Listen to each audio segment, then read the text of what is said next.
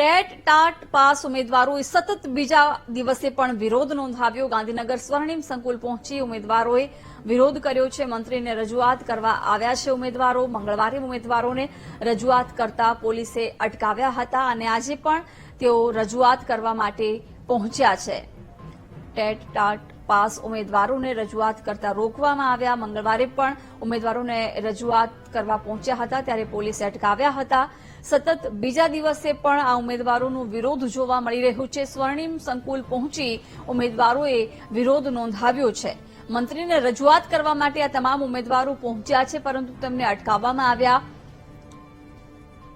મંગળવારે ઉમેદવારોને અટકાવવામાં આવતા સતત રોષ જોવા મળી રહ્યો છે। જણા રહી ગયા છે, રજૂઆત કરવા આવ્યા તો પણ આતંકવાદીની જેમ અમારા જોડે વર્તન કરવામાં આવે છે। કાલથી વર્તન કરવામાં આવે છે।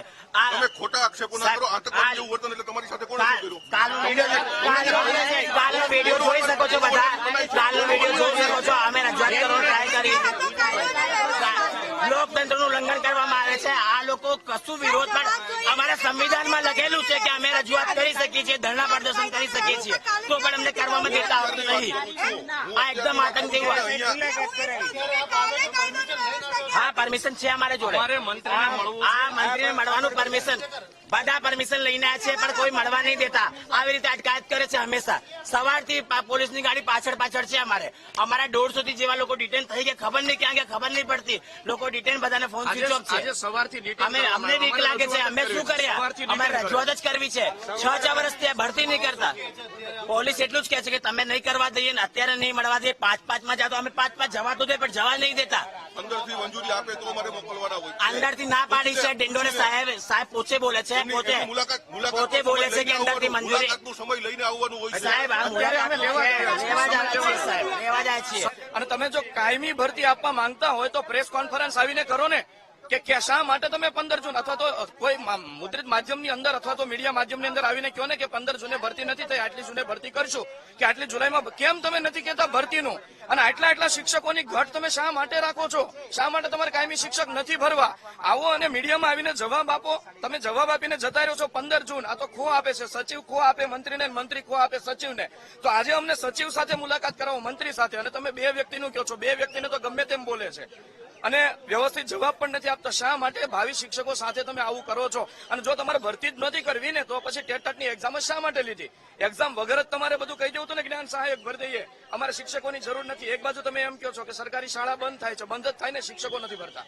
ટેટના વિદ્યાર્થીઓ સતત બીજા દિવસે વિરોધ કરી રહ્યા છે। આજે સ્વર્ણિમ સંકુલ 1 જે છે, જ્યાં મુખ્યમંત્રીની કાર્યાલય છે, ત્યાં આવીને વિરોધ જે છે નોંધાવી રહ્યા છે। તમામ જે ટેટ ઉમેદવારો છે તેમની અટકાયત કરી લેવામાં આવી છે અને ગઈકાલે પણ આ ઉમેદવારો છે તેમની અટકાયત કરવામાં આવી હતી। આજે પણ તેમની અટકાયત કરી લેવામાં આવી છે।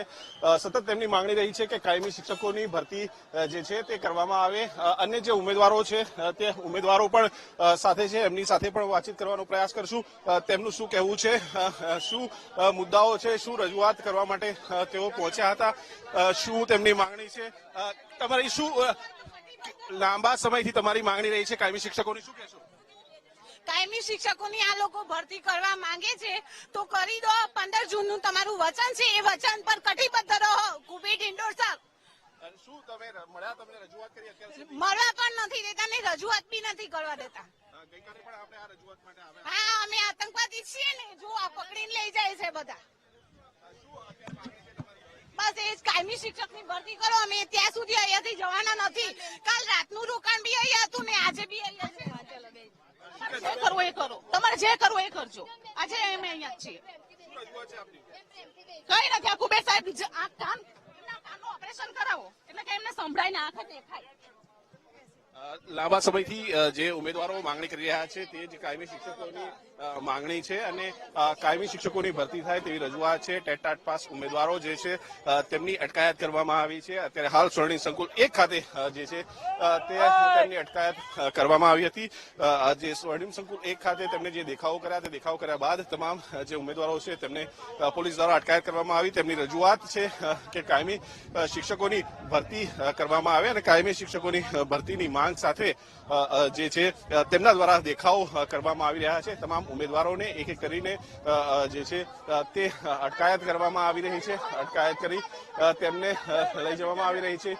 તમામ જે ઉમેદવારો છે તે ઉમેદવારો અત્યારે હાલ દેખાવ કરી રહ્યા છે અને મુખ્ય માંગણી જે છે ગઈકાલથી જ એક જ મુદ્દા ઉપર છે તેઓ માંગણી કરી રહ્યા છે અને રજૂઆત કરી રહ્યા છે કે તેમની કાયમી શિક્ષકો તરીકેની ભરતી કરવામાં આવે.